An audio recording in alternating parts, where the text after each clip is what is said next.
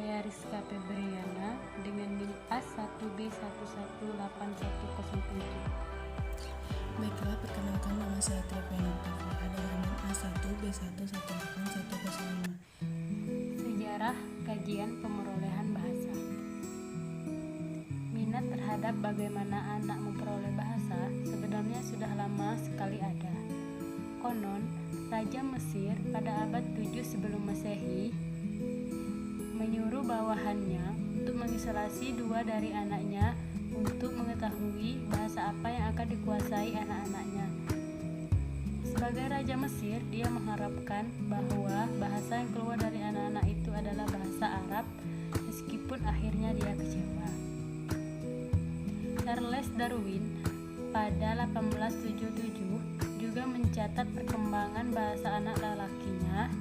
Gleason dan Ratner, catatan harian yang pada zaman modern berkembang menjadi data-data elektronik.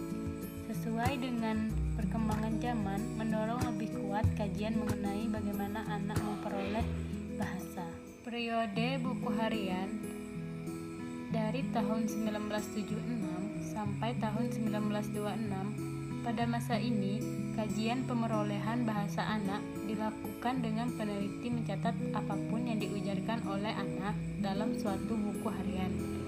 Data dalam buku harian ini kemudian dianalisis untuk disimpulkan hasil-hasilnya. Selanjutnya yaitu metode penelitian dalam pemerolehan bahasa. Di samping buku harian, metode penelitian yang dapat dipakai juga berupa observasi. Dengan kemajuan teknologi, data diperoleh dengan merekam ujaran maupun tingkah laku anak saat berujar, baik secara visual maupun auditori. Kemudian, data ditranskripsikan dan diamati bentuk visualnya, akhirnya diolah untuk ditemukan kesimpulan-kesimpulannya. Cara inilah yang telah dilakukan oleh orang-orang seperti Brown 1973 untuk meneliti perkembangan 3 anak, Adam, Eve, dan Sarah, untuk mengetahui bagaimana sistem gramatikal mereka berkembang. Metode selanjutnya yaitu metode wawancara. Metode ini berguna untuk mengecek atau mengecek ulang sesuatu yang ingin diketahui oleh peneliti. Kadang-kadang peneliti terkejut karena anak tidak menjawab apa yang ditanyakan, sehingga peneliti menjadi bertanya-tanya apa yang sedang terjadi pada anak itu. Metode ketiga yang dapat dipakai adalah eksperimen. Metode ini dipakai kalau peneliti ingin jawaban terhadap suatu masalah. Dalam hal ini, peneliti memilih topik yang akan diteliti. Misalnya, apakah ujaran ibu pada anak berbeda dengan ujaran ayah pada anak? Lalu dibuat eksperimen untuk mendapatkan jawaban. Selanjutnya yaitu universal dalam pemerolehan bahasa. Terdapat 2 universal. Yang pertama, universal pada komponen fonologi.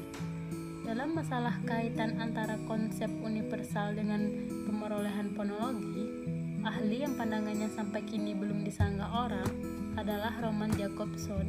Dialah yang mengatakan adanya universal pada bunyi bahasa manusia dan urutan pemerolehan bunyi-bunyi tersebut. Dalam hal vokal, hanya bunyi A, I, dan U yang akan keluar duluan. Mengenai konsonan, Jakobson mengatakan bahwa kontras pertama yang muncul adalah oposisi antara bunyi oral dan bunyi nasal, P, B, dan M, N, dan kemudian disusul oleh kontras antara bilabial dengan dental. Yang kedua, universal pada komponen sintaktik dan semantik. Berbeda dengan komponen fonologi, komponen sintaktik dan semantik memiliki derajat keuniversalan yang lebih rendah. Mungkin hal ini karena penelitian kita yang memang belum jauh, tetapi mungkin pula karena kodrat 2 komponen ini berbeda. Dalam subkomponen morfologi, afiks infleksional cenderung dikuasai lebih dahulu daripada afiks derivasional. Komponen semantik lebih labil lagi karena kata macam apa yang dikuasai dan beberapa jumlahnya sangat tergantung pada keadaan masing-masing anak. Pada anak keluarga petani di desa, kata cangkul atau sabit mungkin telah dikuasai lebih awal. Sedangkan komputer atau krayon belakangan atau malah tidak sama sekali. Jumlah kata yang akan dikuasai mungkin tidak akan banyak seperti anak kota dari keluarga terdidik yang maupun memberi bukan gambar dan buku-buku lain untuk anak-anaknya. Namun demikian, ada pula urutan universal yang umumnya diikuti anak. Prinsip yang dinamakan sini dan kini tampaknya universal, artinya dimanapun juga kosakata yang dikuasai anak pertama-tama adalah kosakata dari objek yang ada di sekelilingnya. Dan anak belum bisa membayangkan benda yang tidak ada atau peristiwa yang sudah atau belum terjadi. Dalam komponen sintaktik dan semantik masih banyak hal yang belum terjawab dan masih banyak juga yang kontroversial. Selanjutnya adalah ada rata panjang ujaran. Untuk mengukur perkembangan sintaktik anak, banyak dipakai temuan Broad 1973 yang dikenal dengan nama Mean Length of Utterance (MLU) yang telah diterjemahkan menjadi rata panjang ujaran (RPU) Darjo Wijojo 2000. Cara menghitung panjang ujaran anak adalah: yang pertama, ambil sampel sebanyak 100 ujaran. Yang kedua, hitung jumlah morfemnya. Dan yang ketiga, bagilah jumlah morfem itu dengan jumlah ujaran. Jadi, seandainya ada 253 morfem, maka RPU-nya adalah 253 dibagi 100. Hasilnya 2,5. Rambu-rambu yang dipakai adalah misalnya bentuk kompon atau kereta api, verba tak teratur atau drank, dan jamak tak teratur atau children dianggap satu morfem. Oleh Bloom, RPU ini dipakai untuk menentukan tahap pemerolehan. Tahap pertama RPU antara 1,0 sampai 2,0, sekitar umur 12 sampai 26 bulan. Tahap kedua RPU antara 2,0 sampai 2,5, sekitar umur 27 sampai 30 bulan dan seterusnya. Selanjutnya, bahasa ibu versus bahasa sang ibu. Bahasa ibu adalah bahasa pertama yang dikuasai atau diperoleh anak. Bahasa ibu adalah padanan untuk istilah Inggris native language. Bahasa Inggris untuk anak dan orang Inggris adalah bahasa ibu. Bahasa sang ibu adalah bahasa yang dipakai oleh orang dewasa pada waktu berbicara dengan anak yang sedang dalam proses pemulihan bahasa ibunya. Bahasa seorang anak umur katakanlah 15 tahun waktu berbicara dengan adiknya berumur 2 tahun adalah juga disebut bahasa ibu. Selanjutnya, komprehensi dan produksi. Manusia, baik anak maupun dewasa, mempunyai 2 tingkat kemampuan yang berbeda dalam berbahasa. Sebagai orang dewasa, kita menyadari bahwa jumlah kosakata yang kita pakai secara aktif adalah lebih rendah daripada kata-kata yang dapat kita mengerti. Sebagian peneliti mengatakan bahwa kemampuan anak dalam komprehensi adalah 5 kali lipat dibandingkan dengan produksinya. Ketidakseimbangan antara komprehensi dengan produksi ini tampak pada perilaku bahasa sehari-hari anak. Dia telah akan bisa memahami perintah untuk menaruh bungkus makanan ke tempat sampah. Misalnya, meskipun dia belum dapat mengucapkan satu kata pun dengan baik, Titik akan menangis kalau dimarahi ibu atau ayah, dia akan datang kalau dipanggil dan seterusnya. Selanjutnya yaitu proses pemerolehan bahasa. Yang pertama, pemerolehan dalam bidang fonologi. Pada waktu dilahirkan, anak hanya memiliki sekitar 20% dari otak dewasanya. Ini berbeda dengan binatang yang sudah memiliki sekitar 70%. Karena perbedaan inilah, maka binatang sudah dapat melakukan banyak hal setelah dilahirkan. sedangkan manusia hanya bisa menangis dan menggerak-gerakkan badannya. Pada umur sekitar 6 minggu, anak mulai mengeluarkan bunyi-bunyi yang mirip dengan bunyi konsonan atau vokal. Bunyi-bunyi ini belum dapat dipastikan bentuknya karena memang belum terdengar dengan jelas. Proses mengeluarkan bunyi-bunyi seperti ini dinamakan cooing, yang telah diterjemahkan menjadi degutan dari Joe Wijojo 2000. Yang kedua yaitu pemerolehan dalam bidang sintaksis. Dalam bidang sintaksis, anak memulai berbahasa dengan mengucapkan satu kata atau bagian kata.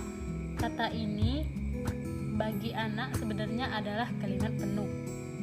Tetapi karena dia belum dapat mengatakan lebih dari satu kata, dia hanya mengambil satu kata dari seluruh kalimat itu, yakni menjadi pertanyaan adalah kala mana yang dia pilih. Seandainya anak itu bernama Dodi dan yang dia ingin sampaikan adalah Dodi mau bubuk, dia akan memilih di untuk Dodi, mau untuk mau, atau bu untuk bubuk. Kita pasti akan menerka bahwa dia akan memilih bu. Tapi mengapa demikian? Dalam pola pikir yang masih sederhana pun, tampaknya anak sudah mempunyai pengetahuan tentang informasi baru kepada pendengarnya. Dari 3 kata pada kalimat Dodi mau bubuk, yang baru adalah kata bubuk, karena telah anak memilih bu dan bukan di atau mau.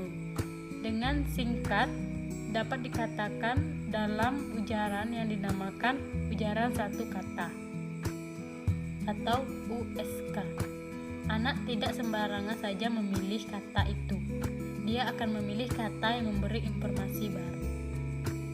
Yang ketiga, bentuk tata bahasa pada anak. Pada tahun 1963, Martin Brainy, Universitas California di Santa Barbara, mendapati dalam penelitiannya bahwa urutan 2 kata yang dipakai anak ternyata mengikuti aturan tertentu. Kata-kata tertentu selalu berada pada tempat tertentu pula. Ada kata-kata yang tidak pernah muncul sendirian. Ketiga anak yang diselidiki tampaknya membagi kata-kata mereka menjadi 2 kelompok. Yang pertama, kata-kata yang sering muncul, yang tidak pernah sendirian dan muncul pada posisi tertentu. Kemudian yang kedua, kata-kata yang jumlahnya lebih besar, yang munculnya tidak sering seperti yang ada pada pertama, posisi juga di mana saja, dan bisa muncul sendirian. Kata-kata pada A dinamakan pivot karena anak berkisar pada kata-kata ini, dan B dinamakan ujaran open atau terbuka. Keempat yaitu pemerolehan pada bidang leksikon. Sebelum anak dapat memperoleh kata, dia memakai cara lain untuk berkomunikasi. Dia memakai tangis dan gestur seperti gerakan tangan, kaki, mata, mulut, dan sebagainya. Pada mulanya, kita kesukaran memberi makna untuk tangis yang kita dengar, tetapi lama-kelamaan kita tahu pula akan adanya tangis sakit, lapar, dan tangis basah. Pada awal hidupnya, anak memakai pula gestur seperti senyum dan juluran tangan untuk meminta sesuatu. Dengan cara-cara seperti ini, anak sebenarnya memakai kalimat yang protodeklaratif dan protoimprelatif. Baiklah, di sini saya akan melanjutkan penjelasan dari materi selanjutnya, yaitu macam kata yang dikuasai. Macam kata yang dikuasai anak mengikuti prinsip sini dan kini. Dengan demikian, kata-kata apa yang diperoleh anak pada awal ujarannya ditentukan oleh lingkungannya. Pada anak orang yang terdidik yang tinggal di kota dan cukup mampu membelikan bermacam-macam mainan, buku gambar, dan juga terdapat alat-alat elektronik, orang tuanya juga mempunyai waktu untuk bergaul banyak dengan anaknya, maka mereka memperoleh kata-kata nominal seperti bola, anjing, kucing, beruang, radio, ikan, payung, sepatu, dan sebagainya. Bentuk verbal di samping yang umum seperti bubuk, mem, pipis, dan seakan diperoleh verbal seperti nyupir, ngetik, jalan-jalan, lanja, dan sebagainya. Pada anak petani di desa, apalagi yang agak tersancil, kata-kata seperti ini kecil kemungkinannya untuk dikuasai awal. Prinsip sini pada anak desa akan membuat dia menguasai kosakata seperti daun, rumput, cangkul, bebek, sapi, dan sebagainya berikutnya. Dari hasil penelitian Darjo Wijojo, tampak bahwa Echa secara konsisten menguasai nominal lebih banyak daripada verbal. Selama 5 tahun nominal menduduki posisi yang paling atas, rata-rata 49%, dan verbal menduduki urutan kedua, rata-rata 29%. Sementara itu, adjektiva pada urutan ketiga, rata-rata 13%. Kata fungsi menduduki urutan keempat, rata-rata 10%. Kata mempunyai jalur hakiki semantik. Perkutut bangkok adalah salah satu jenis perkutut, dan perkutut adalah satu dari sekian banyak macam burung. Sementara itu, burung adalah salah satu dari binatang, dan binatang adalah salah satu wujud dari makhluk. Dalam hal memperoleh kata, anak tidak akan memperoleh kata yang hakikinya terlalu tinggi atau terlalu rendah. Anak akan mengambil apa yang dinamakan basis level kategori, yakni suatu kategori dasar yang tidak terlalu tinggi juga tidak terlalu rendah. Dalam contoh binatang di atas, tetapi anak tidak akan mengambil binatang atau makhluk. Dia juga tidak akan mengambil perkutut bangkok atau perkutut. Dia akan mengambil kata dasar, yakni burung. Tentu saja inputnya adalah dari bahasa sang ibu, tetapi bahasa sang ibu juga mengikuti prinsip ini. Selanjutnya, cara anak menentukan makna. Cara anak menentukan makna suatu kata bukanlah hal yang mudah. Dari masukan yang ada, anak harus menganalisis macam fiturnya sehingga makna yang diperolehnya itu hakim sama dengan makna yang dipakai oleh orang dewasa. Bayangkan sekarang anak umur 1,6 yang baru diperkenalkan dengan konsep anjing. Dia harus akhirnya dapat membedakan antara misalnya anjing, kucing, kambing, kijang, dan sapi. Binatang-binatang ini memiliki fitur yang sama. Ukuran tubuh saja belum menjamin identifikasi yang benar, karena ada anjing yang sangat kecil yang kalah besarnya dari kucing Anggora. Ada pula anjing yang besar yang kalah besarnya dari kambing yang kecil, dan sebagai berikutnya. Dalam hal penuturan makna suatu kata, anak mengikuti prinsip-prinsip universal. Salah satu di antaranya adalah yang dinamakan overtension, yang telah diterjemahkan menjadi penggelembung makna oleh Darjo Wijojo. Diperkenalkan dengan suatu konsep baru, anak cenderung untuk mengambil salah satu fitur dari konsep itu, lalu menerapkannya pada konsep lain yang memiliki fitur tersebut. Contoh yang dipakai adalah konsep tentang bulan diperkenalkan dengan kata bulan. Dia mengambil fitur bentes fisiknya, yakni bulan itu bundar. Fitur ini kemudian diterapkan pada segala macam benda yang bundar seperti kue ulang tahun. Pada waktu anak jam dinding, piring, dan huruf O. Di samping overtension atau pengelembungan itu, anak juga memakai undertension yang telah diterjemahkan menjadi penciuman makna, seperti terlihat dari istilah penciutan makna membatasi makna hanya pada referen yang telah dirujuk sebelumnya. Cara anak menguasai makna kata. Menurut Glakivon dan kawan-kawan, anak tidak menguasai makna kata secara sembarangan. Ada strategi-strategi tertentu yang diikutin. Anak memakai misalnya strategi referensi dengan menganggap bahwa kata pastilah merujuk pada benda, perbuatan, proses, atau atribut. Dengan strategi ini, anak yang baru mendengar suatu kata baru akan menempelkan makna kata itu pada salah satu dari referensi di atas. Bila kata itu cabai, dia akan melekatkan makna itu kepada benda yang dirujuk dengan nama itu. Bila kata baru itu adalah ngumpet, dia akan memaknakan kata itu dengan perbuatan penyembunyian diri dan seterusnya. Dalam penguasaan makna, kata anak menghadapi banyak kendala karena kata memiliki derajat kesukaran yang berbeda-beda. Pada umumnya, kata-kata yang konkret lebih mudah daripada yang abstrak dan karenanya lebih mudah serta lebih cepat diperoleh. Kata yang memiliki pengertian relatif juga mengandung masalah. Kata seperti besar misalnya sangatlah relatif karena sangat tergantung pada referensinya. Seekor gajah yang kecil pastilah jauh lebih besar daripada seekor semut yang besar, kata paman atau oom. Memang sering dipakai oleh anak keluarga terdidik, tetapi apakah dia memahami makna kata itu? Apakah dia tahu bahwa paman itu adalah adik dari ayah atau ibu? Begitu juga kata nenek, kakek, saudara, sepupu, dan sebagainya. Pemerolehan kata pada anak sangat dibantu oleh konteks di mana kata-kata itu dipakai dari konteks ini. Anak dapat pula mengetahui apakah suatu kata itu nominal, verbal, adjektiva, atau apa. Namun dalam usaha untuk menentukan kategori sintaksis suatu kata, anak sering menciptakan kata sendiri berdasarkan pertimbangan yang menurut anak logis. Dari segi proses pemulihan bahasa, kesalahan-kesalahan seperti ditunjukkan di atas sebenarnya malah menunjukkan bahwa anak mengetahui aturan gramatikal pada bahasa itu. Kesalahan pemakaian bentuk jamak misalnya menunjukkan bahwa dia tahu aturan umum yang kalau diekspresikan berbunyi kira-kira begini. Untuk mengetahui makna jamak, ditambahkan s pada nominal.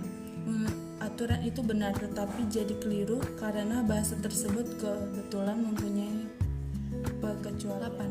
Pemerolehan dalam bidang pragmatik. Menurut Ninio, pragmatik adalah studi tentang penggunaan bahasa dalam N hubungannya dengan orang lain dalam masyarakat yang sama. Pragmatik bukanlah merupakan komponen keempat pada bahasa, tetapi memberikan perspektif yang berbeda mengenai bahasa. 21. Kamu mau pergi kemana? 22. Saudara mau pergi kemana? 23. Bapak mau pergi kemana? Kalimat 21 dipakai orang tua kepada anak, atasan kepada bawahan, orang yang tua kepada anak kecil, dan beberapa keadaan yang lain lagi. Kata saudara pada 22 menunjukkan jarak yang renggang atau suasana formal dan bisnis. Kata bapak 23 menunjukkan bahwa yang berbicara lebih mudah daripada yang diajak berbicara. Atau kalimat bawahan terhadap atasan, murid terhadap guru dan sebagai berikutnya. Dalam memperolehan bahasanya, anak juga harus menguasai tata kramat bahasa seperti ini. Hal ini menjadi lebih penting lagi pada masyarakat yang sangat peka terhadap sopan santun bahasa orang Jawa, Sunda, atau Bali. Dalam bahasa Indonesia, promina orang kedua mempunyai banyak bentuk: kamu, engkau, saudara, anda, bapak, ibu. Pemakaian promina yang mana diatur oleh aturan sosial yang tidak sederhana. Karena pragmatik merupakan bagian dari perilaku berbahasa, maka penelitian mengenai pemulihan bahasa perlu pula mengamati bagaimana anak mengembangkan kemampuan pragmatik. Menurut Ninau dan Snow menyarankan agar kita mengamati a. pemerolehan niat komunikatif dan pengembangan ungkapan bahasa, b. pengembangan kemampuan untuk bercakap-cakap dengan segala umatnya, dan C. mengembangkan perianti untuk membentuk wacana yang kohesif. Selanjutnya, pengembangan perianti wacana. Pada anak, wacana umumnya berbentuk percakapan antara anak, enggan orang dewasa, atau dengan orang anak lain. Percakapan seperti R dapat berjalan cukup lancar karena interlokutor anak adalah orang-orang dekat yang umumnya memberikan dukungan kalimat-kalimat penyambung. Pada percakapan antara orang dewasa, dukungan kalimat menyambung ini tidak ada. Percakapan antara orang dewasa didasarkan pada asumsi akan adanya pengetahuan tertentu pada si interlokutor, sehingga informasi sudah dapat dipilah-pilah menjadi nama yang lama dan mana yang baru. Asumsi ini belum dan diterapkan pada anak. Selanjutnya, waktu pemulihan bahasa dimulai. Kapan sebenarnya anak mulai berbahasa? Karena berbahasa mencakupi konferensi maupun produksi makna. Sebenarnya anak sudah mulai berbahasa sebelum dia dilahirkan. Melalui saluran intrauterine, anak telah terekspos pada manusia waktu dia masih di janin. Menurut Kane dan Milo, kata-kata dari ibunya tiap hari dia dengar dengan secara biologis. Kata-kata itu masuk ke janin. Kata-kata ibunya ini merupakan tertanam pada janin anak. Itulah salah satu sebabnya mengapa dimanapun juga anak selalu lebih dekat kepada ibunya daripada ayahnya. Seorang anak yang menangis akan berhenti menangisnya bila digendong oleh ibunya. Dengan memakai alat yang dinamakan High Impulse Swing Paradigm, Anak umur di bawah 3 bulan ternyata sudah dapat membedakan vote. Pada eksperimen ini, anak diberi dot khusus lalu diperdengarkan bunyi, misalnya bal. Pada saat mendengarkan bunyi itu, jumlah denyutan naik, tapi kemudian menurun. Kemudian diberikan bunyi lain, pa, dan denyutan naik lagi. Dari ini disimpulkan bahwa anak telah dapat membedakan bunyi sangat awal. Cara-cara lain juga dipakai seperti pengururan detak jantung yang bertambah atau menurun waktu di peredaran bunyi-bunyi tertentu. Baiklah, sekian materi dari saya. Saya akan buka seksi tanya jawab. Baiklah, untuk penanya yang nomor 1, Hikmatur Resida dengan NIM A1B118049 bertanya, menurut kalian pemrolehan bahasa pada anak lebih pengaruh dari naturalnya atau naturan? Menurut saya pemrolehan bahasa pada anak lebih ke naturalnya, karena dalam aliran behaviorisme memperolehkan bahasa bersifat natural, yaitu memperoleh bahasa itu ditentukan oleh lingkungan. Menurut aliran ini, manusia dilahirkan dengan suatu tabung rasa, yaitu semacam piring kosong tanpa apapun. Piring itu kemudian diisi oleh alam sekitar termasuk bahasanya. Jadi pengetahuan apapun yang kemudian diperoleh oleh manusia itu berasal dari lingkungan. Selanjutnya, pertanyaan dari Pitra Edi Susanto dengan A1B118115. Pertanyaannya, jelaskan secara singkat proses perolehan bahasa dari sudut pandang fonologi dan morfologi. Baiklah, langsung saja saya jawab. Menurut fonologi, anak menggunakan bunyi-bunyi yang telah dipelajarinya dengan bunyi-bunyi yang belum dipelajarinya. Misalkan menggantikan bunyi L yang sudah dipelajarin dengan bunyi R yang belum dipelajarin. Pada akhir periode berceloteh, anak sudah mampu mengendalikan intonasi, modulasi, nada, dan kontur bahasa yang dipelajari. Sedangkan morfologi, pada usia 3 tahun, anak sudah membentuk beberapa morfem yang mengajukan fungsi gramatikal nominal dan verbal yang digunakan. Kesalahan gramatikal sering terjadi pada tahap ini karena anak masih berusaha mengatakan apa yang ingin disampaikan. Anak terus memperbaiki bahasa sampai usia 10 tahunnya. Pertanyaan Azza Nabila A1B118075. Pertanyaannya adalah, terdapat 6 mode penelitian dalam lingkungan perolehan bahasa kedua. Menurut Ellis, sebutkan dan jelaskan masing-masing mode penelitian tersebut. Baiklah, langsung saja saya jawab. 1. Model alkulturasi, yaitu proses beradaptasi dengan budaya baru. Alkulturasi merupakan aspek yang penting dalam perolehan bahasa kedua, karena bahasa adalah salah satu dari ekspresi-ekspresi yang sangat baik untuk dapat diobservasi dari kebudayaan. 2. Model akomodasi adalah model di mana pembelajaran dengan pengetahuan yang telah didapatkan pengetahuan yang lebih didapatnya. Dalam hal ini kemudian pembelajaran mengikuti norma internal, nativisasi nyata, dan pinginisasi. Pada awal perolehan, pembelajaran menyesuaikan sistem yang telah tereliminasi untuk mencocokkan dengan. 3. Teori wacana. Melalui komunikasi dengan orang lain, anak melakukan perbuatan di dunia dan mengembangkan aturan struktur bahasa dan penggunaan bahasa. Hal ini karena pembelajaran dimotivasi untuk melakukan pembuatan sehingga sebuah dapat dibuat antara perolehan bahasa kedua. 4. Model keragaman kemampuan. Proses penggunaan bahasa melibatkan pengetahuan kebebasan penutur dan kemampuan penggunaan pengetahuan ini bersebut. Pengetahuan yang dapat dengan mudah dan cepat adalah pengetahuan otomatis, sedangkan pengetahuan yang memerlukan waktu dan usaha untuk mendapatkan adalah pengetahuan non-otomatis. 5. Model fungsi otak dikembangkan melalui neurofungsional. Menurut Lemendela, jangkauan sebuah pendekatan neurofungsional tergambar dalam ungkapan berikut. Perspektif neurofungsional terdapat bahasa mencoba untuk menggolongkan perkembangan dan penggunaan bahasa. 6. Model monitor. Terkait dengan model ini, Krashen mengungkapkan 5 hipotesis, yaitu hipotesis perolehan dan pembelajaran, hipotesis urutan alamiah, hipotesis input, hipotesis monitor, dan hipotesis jaringan efektif. Selanjutnya Melanie Kogensha, yang mana pertanyaannya yaitu sebutkan metode penelitian apa saja yang terdapat dalam pemerolehan bahasa. Metode penelitian dalam pemerolehan bahasa yaitu ada 3 macam. Yang pertama metode observasi, yang kedua metode wawancara, dan yang ketiga metode eksperimen. Dari Pranowo Yugo, pertanyaannya adalah jelaskan perbedaan bahasa ibu dengan bahasa sang ibu. Bahasa ibu adalah bahasa pertama yang dikuasai anak dalam penggunaan sehari-hari di lingkungannya untuk menyampaikan pikiran, perasaan, dan segala kebutuhannya. Sedangkan bahasa sang ibu adalah bahasa yang sering digunakan ibu dalam berkomunikasi dengan anaknya. Dari Wira Armanda, pertanyaannya adalah tolong sebutkan hubungan psikolinguistik dengan pemerolehan bahasa.